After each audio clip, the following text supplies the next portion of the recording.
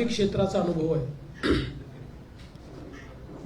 त्या थेट राजकारणात जरी काम करत नव्हत्या तरी देखील माननीय शिवराज पाटील चाकूरकर साहेब यांच्या समवेत राजकारणाशी अतिशय निकटचा संबंध त्यांचा होता आणि जाणीवपूर्वक सामाजिक कार्यात त्यांनी स्वतःला ठेवलं होतं. संभाजी भैयांनी सांगितलं ते खरं आहे की गेले 5-7 वर्ष आम्ही ताईंच्या पाठीमागे लागलो होतो की त्यांनी राजकीय क्षेत्रात यावं, पण त्यांचा सामाजिक क्षेत्रात कल अधिक होता. मात्र मला अतिशय आनंद आहे की त्यांनी फायनली निर्णय केला. कारण मी त्यांना एक गोष्ट सांगितली की भलेही शिवराज पाटील चाकूरकर साहेब हे काँग्रेसमध्ये काम करत होते, आम्ही भाजपमध्ये काम करतो, पण चाकूरकर साहेबांनी जी काही लिगसी तयार केली आहे ती अत्यंत मोठी आहे. एक अतिशय प्रामाणिक, सज्जन आणि मूल्यअधिष्ठित राजकारण करणारा राजकारणी अशा प्रकारची त्यांची प्रतिमा आहे. आणि ही जी लिगसी आहे ही पुढे नेण्याचं काम तुम्ही करू शकता. आणि त्यांनीही मला सांगितलं की मी राजकारणात कधी काम करणार नव्हते, पण ज्या प्रकारे मोदी साहेब गेल्या 10 वर्षामध्ये भारताला एक दिशा देत आहेत, गती देत आहेत, प्रगती देत आहेत, आणि मी सामाजिक काम करताना ज्या शेवटच्या माणसाकरता काम करत होते त्याच्या जीवनात जे परिवर्तन मोदी साहेबांनी केलंय त्यातनं मला देखील अशी प्रेरणा मिळाली की आता सामाजिक कार्यातनं राजकीय कार्याच्या मुख्य धारेमध्ये आपण समाविष्ट झालं पाहिजे. आणि चाकूरकर साहेबांनी ज्या प्रकारचे मूल्यधिष्ठित राजकारण केलं तशा प्रकारचं राजकारण आज जर करायचं असेल तर ते मला असं वाटतं की भारतीय जनता पक्षामध्ये करता येईल. आणि म्हणूनच मी भारतीय जनता पक्षात तुमचा सगळ्यांचा मला आग्रह होता, आता मी निर्णय केलाय. आणि मला या गोष्टीचा आनंद आहे की आज त्यांच्या प्रवेशामुळे एक अतिशय मजबूत असं नेतृत्व लातूर जिल्ह्यात आणि मराठवाड्यात आम्हाला या ठिकाणी मिळालेलं आहे. मागच्या काळात बसवराज पाटील साहेबांनी प्रवेश केल्यामुळे एक चांगलं नेतृत्व आम्हाला मिळालं. आता ताईंच्या प्रवेशाने मला असं वाटतं की निश्चितपणे म्हणजे निवडणुकीत तर त्याचा फायदा होणार याबद्दल कोणाच्या मनात शंका नाही. आमचे सुधाकरराव शिंगारे यांची जागा ही अधिक ताकदीनं निवडून येईल, धाराशिवमध्ये देखील आम्हाला त्याचा फायदा होईल याबद्दल आमच्या मनात शंका नाही. पण त्यासोबत एक लॉंग टर्मचं नेतृत्व आज आपण पाहतोय की ज्या प्रकारे मोदीजींनी सर्व क्षेत्रामध्ये महिलांचं नेतृत्व उभं राहिलं पाहिजे याकरता प्रयत्न सुरू केले आहेत. अशा काळात एवढं चांगलं नेतृत्व हे भारतीय जनता पक्षात आलं म्हणून मी अतिशय मनापासून त्यांचं स्वागत या ठिकाणी करतो. आणि त्याचसोबत आमचे राजेश्वरजी निठुरे 8 वेळा नगरसेवक, 7 वेळा नगराध्यक्ष, एक प्रकारे मी असं म्हणेन की मोठी राजकीय कारकीर्द त्यांना लाभली आणि लोकांचं सातत्याने प्रेम हे त्यांच्यावर राहिलेलं आहे. जमिनीशी जुडलेला, सर्वसामान्यांमध्ये काम करणारा आणि प्रत्येकाला आपल्या घरचा माणूस असा वाटणारा अशा प्रकारचे नेतृत्व आज भारतीय जनता पक्षामध्ये या ठिकाणी सम्मिलित होत आहे. खूप प्रदीर्घ अनुभव त्यांना आहे. त्यांनी अनेक महामंडळांवर काम केलं आहे, कमिट्यांवर काम केलं आहे.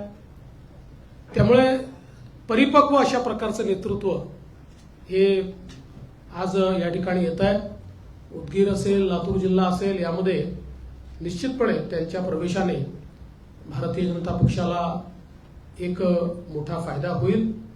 खूप वर्ष त्यांनी काँग्रेस पक्षामध्ये काम केलं. काँग्रेसचे जे अनेक शीर्षस्थ नेते होते त्यांच्या अतिशय जवळचे म्हणून त्यांनी काम केलं. पण आता ते देखील भारतीय जनता पक्षात काम करतायत आणि आम्हाला विश्वास आहे की त्यांच्या येण्यामुळे देखील एक मोठा फायदा आम्हाला या ठिकाणी मिळेल. मी आज या दोनही व्यक्तींचं भारतीय जनता पक्षामध्ये स्वागत करतो आणि मला विश्वास आहे की येत्या काळातली त्यांची वाटचाल ही अतिशय चांगली या ठिकाणी असेल. खरं म्हणजे ताईंनी तर सांगितलं की मंचावरचे सगळेच लोक हे त्यांना आग्रह धरत होते. म्हणजे या ठिकाणी कराड साहेब असतील, राणा जगजितसिंग असतील, अभिमन्यू पवार असतील, सगळ्यांचा आग्रह होता. ताई आता तुम्ही त्यांचा आग्रह सगळ्यांचा मान्य करून आल्या.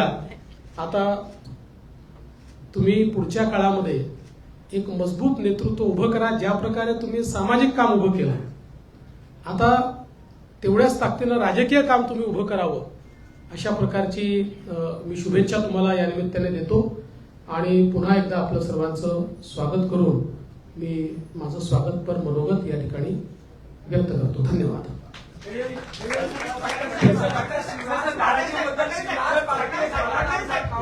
एकाने प्रश्न विचारा. आधी मराठीमध्ये करू आणि मग हिंदीमध्ये. मराठीत करू आधी अभिषेक.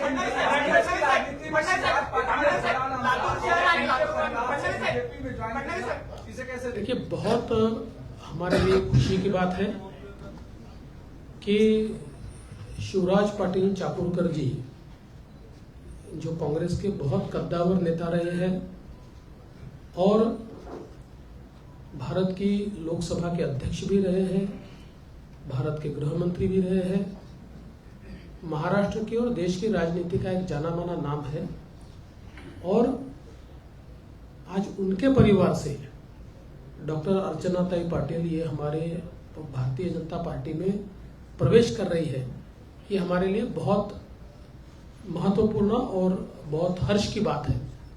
हम सभी जानते हैं कि शिवराज पाटिल चाकूरकर जी ने एक अपनी लीगेसी तैयार की है. एक मूल्यों की राजनीति करने वाला, एक स्ट्रेट फॉरवर्ड राजनीति करने वाला, एक स्वच्छ छवि से राजनीति करने वाला, इस प्रकार का, भले हमारे विरोध में रहे वो कांग्रेस में, लेकिन उनकी छवि एक अलग प्रकार की छवि है. और उसी धरोहर को, उसी विरासत को लेकर आज अर्चना जी हमारी पार्टी में आई है और मोदी जी पर विश्वास रखते हुए उन्होंने ये कहा है कि 10 वर्षों में मोदी जी ने जिस प्रकार से देश को गति और प्रगति दी है, तो उससे मुझे प्रेरणा मिली है कि मैं भी देश की मुख्य धारा में काम करूं और भारतीय जनता पार्टी में काम करूं. मुझे लगता है कि उनका आना ये हमारे लिए, पार्टी के लिए एक बहुत ही मजबूती प्रदान करने वाला है. वैसे ही राजेश्वर जी निठुरे, जो 8 बार पार्षद और 7 बार निगम अध्यक्ष रहे, ऐसे निठुरे जी का भी प्रवेश ये भारतीय जनता पार्टी के लिए एक बहुत महत्वपूर्ण है. मैं दोनों का बहुत बहुत स्वागत करता हूँ. या मतदारसंघावर भाजपला मोदी लापेट सुद्धा झेंडा फडकवण्यात अपयश आलेलं आहे. भाजपचं तिथं बळ असताना सुद्धा ताकद दिली जात नाही असा पदाधिकाऱ्यांकडून आरोप होतोय. आता अर्चना पाटील लातूर शहरातून 2024 ला म्हणजे पुढील काळात संभाव्य उमेदवार असू शकतात का? लोकसभा संपूर्ण असं आहे की कोण संभावित उमेदवार असेल, कोण नसेल, याचा निर्णय भारतीय जनता पक्षाचं पार्लमेंटरी बोर्ड आणि इलेक्शन कमिटी घेते. जोपर्यंत ते निर्णय घेत नाही तोपर्यंत मीही उमेदवार नाही, तोपर्यंत बावनकुळे साहेबही उमेदवार नाही. त्याच्यामुळे त्यांना निर्णय घ्यायची मुभा द्या. पण मी एवढंच सांगतो, आमची तर इच्छा होती की 19ला त्यांनी लढावं. आम्ही त्यांना प्रस्तावही दिला होता. ते आज आमच्यासोबत आलेले आहे. एक मजबूत नेतृत्व आलंय. जेव्हा पक्षाकडे मजबूत नेतृत्व येतं त्यावेळेस त्या नेतृत्वाचा योग्य उपयोग काय आहे हे पक्षाला माहिती असतं. धाराशिवचे अनेक आजीमाजी आमदार व्यासपीठावर आहेत. धाराशिवबद्दल अजून निर्णय झालेला नाहीये. बैठका पार पडत आहेत. यापैकीच कुणी संधी देणार आहात, काही बदल होते नेमकं जिथं जागा अडकल्या त्यापैकी धाराशिव एक आहे. धाराशिवचं नेमकं काय करायचं त्याचा निर्णय तेच करतायत. ते सगळे बसले आहेत आणि त्यांना आम्ही सांगितलेलं आहे सगळ्यांनी मिळून, म्हणजे अजितदादा, मी आणि मुख्यमंत्री महोदयांनी, की तुम्ही सगळे मिळून निर्णय करून या. मग तुम्ही जो निर्णय कराल त्याच्यावर आम्ही शिक्कामोर्तब करू.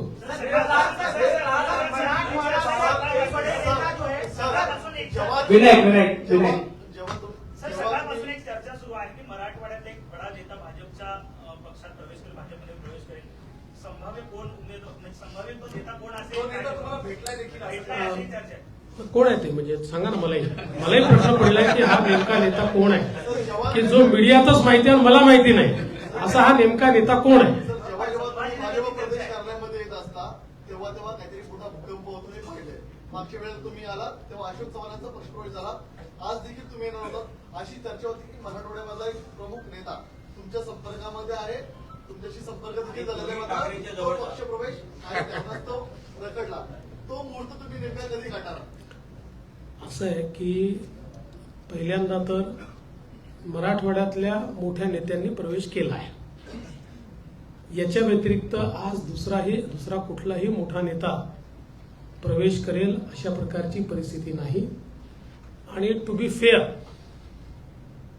फेअर तुम्ही माध्यम अंबादास दानवेंची चर्चा करताय. असं आहे, आम्ही जर ऑपरेशन केलं ना तुम्हाला कळतच नाही, आणि तुम्हाला कळलं तर लक्षात ठेवा ऑपरेशन नाही.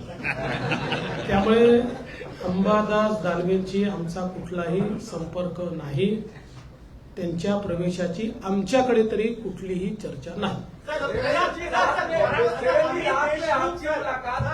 रात भर ट्विटर ट्रेंड कर रहा था कि महाराष्ट्र में राजनीतिक भूकंप होने वाला है और आज ही होगा या सोमवार को होगा. बहुत से पत्रकार अरे मैं भी आपको पूछना चाहता हूँ भाई, ये भूकंप क्या है मुझे तो बताओ. जो भूकंप हम करने वाले हैं ऐसा बोला जाता है, तो उसका सस्पेंस हमारे लिए तो छोड़ो, हमको तो बताओ कि किसके बारे में बातचीत चल रही. अगर कोई अच्छा नाम होगा तो हम भी उसका पीछा करना चालू करेंगे. रिमोट हा तुमच्या हाती असतो. ऑपरेशन कधी होतं हे खरंच कुणाला कळत नाही. मात्र सर येणाऱ्या काळामध्ये काही ऑपरेशन होणार आहेत. असं आहे की निवडणुकीमध्ये काही प्रवेश वगैरे होतच असतात, काही कमी अधिक भूकंप होतच असतात. आज तरी असं कोणी नाही, किंवा ज्या माणसांना तुम्ही संशयाच्या घेऱ्यात उभे करताय, to be fair to them, त्यांच्यापैकी कोणी नाही. सर, 3-4 जागावरून काहीतरी अजूनही गोष्ट आहे. रत्नागिरी, सिंधुदुर्ग असेल, संभाजीनगर असेल, धाराशिव जर म्हणते नेमकं थांबलंय कुठं, कधीपर्यंत होईल काय अंदाज? नाही, खरं आहे तुम्ही म्हणता अशा 4-5 जागांवर आमचं अडलेलं आहे. काय असतं की एक जागा अडली की 3 जागा अडतात, कारण मग ही यांची असेल तर ती त्यांची असते. तर त्या हिशोबाने पण मला असं वाटतं की म्हणजे आता आमच्या सीट्स देखील घोषित झाल्या, कदाचित काही सीट्स राष्ट्रवादी देखील आज उद्या घोषित करेल. त्यामुळे फार अडलाय अशी परिस्थिती नाही आहे, थोडंसं अडलाय, 1-2 दिवसात सॉल्व्ह करू. पार्टी ज्वाइन कर सकते हैं क्या, चर्चा के लिए संभावना है? आप बताइए क्या, कितना तक सच है कि वो आपके संपर्क में है? कौन? अमित देशमुख. कहीं से भी मेरे संपर्क में अमित देशमुख नहीं है. उनके भारतीय जनता पार्टी के प्रवेश की कोई चर्चा नहीं है. मुझे ऐसा लगता है कि देखिए कोई हमारा विरोधी भी है तब भी उसको बिना कारण के संशय के घेरे में लाना ये ठीक राजनीति नहीं है. सूरज पिछले 4 महीने से लगातार कांग्रेस एनसीपी की बैठक चल रही थी, लेकिन अब फ्रेंडली फाइट की बात आ गई है. इसको कैसे देखते? 4 महीने फिर बैठक काल अशी एक बैठक देखील झाली. देखिए चाहे वो महाविकास आघाड़ी हो चाहे इंडी अलायंस हो, ये फ्रेंडली फाइट ही है. ये सब फ्रेंड करके बैठते हैं, एक दूसरे से फाइट करके वापस जाते हैं, इसलिए फ्रेंडली फाइट ही चल रही है 4 महीने से. महाविकास आघाडी असो की इंडी अलायन्स असो, ही फ्रेंडली फाईटच आहे. गेले 4 महिने तुम्ही बघताय हे फ्रेंड म्हणून बघतात आणि फाईट करून वापस जातात. त्यामुळे फ्रेंडली फाईटच त्यांची चालली आहे. या जिल्ह्यातून पक्ष प्रवेश होतोय. लातूरमध्ये पाठीमागच्या काही काळामध्ये पदाधिकाऱ्यांमध्ये वाद झाला होता. कुठेतरी पक्ष पक्ष नेतृत्वाचा नियंत्रण कमी पडतंय, कारण की आज सुद्धा रमेश कराड या ठिकाणी उपस्थित नाहीत. जिल्ह्याचा एक मोठा पक्ष प्रवेश होत असताना एक आमदार उपस्थित नाही. रमेश कराडांचा तर सर्वात जास्त आग्रह होता की ताईंना पक्षात घ्या. आता सगळे रोज पोचूच शकतील असं नाही आहे, कोणाला काही कामं असतात, काही अडचणी असतात. त्याच्यामुळे कोणाच्याही मनात काही शंका नाही, इथे कुठलाही संघर्ष नाही.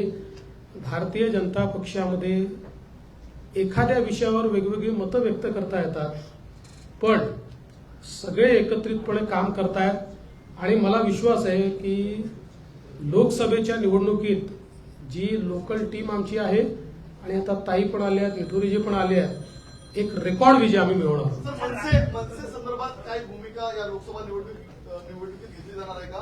बैठका पार पडलेल्या आहेत, परंतु त्यांच्या किती बैठका पार पडल्या? बैठका झाल्या आहेत याबद्दल कुठलेही दुमत नाहीये. शेवटी आपण लोकसभा निवडणुकीला जातो त्यावेळेस सगळ्या प्रकारच्या शक्यता अशक्यता, काय करू शकतो काय नाही करू शकत याच्या चर्चा होतात. मी आज एवढंच सांगेल की अद्याप कुठलाही निर्णय आमचा त्या संदर्भातला नाही. अंबेदार तालुका नाम चर्चा में चल रहा है कि बीजेपी ज्वाइन बोल दिया भैया, क्यों बेचारे अंबादास दानवे जी को विपक्ष के नेता है, क्यों उनको इतना परेशान कर रहे हो आप? चलो, त्यांनी सर्वांचे मनापासून धन्यवाद.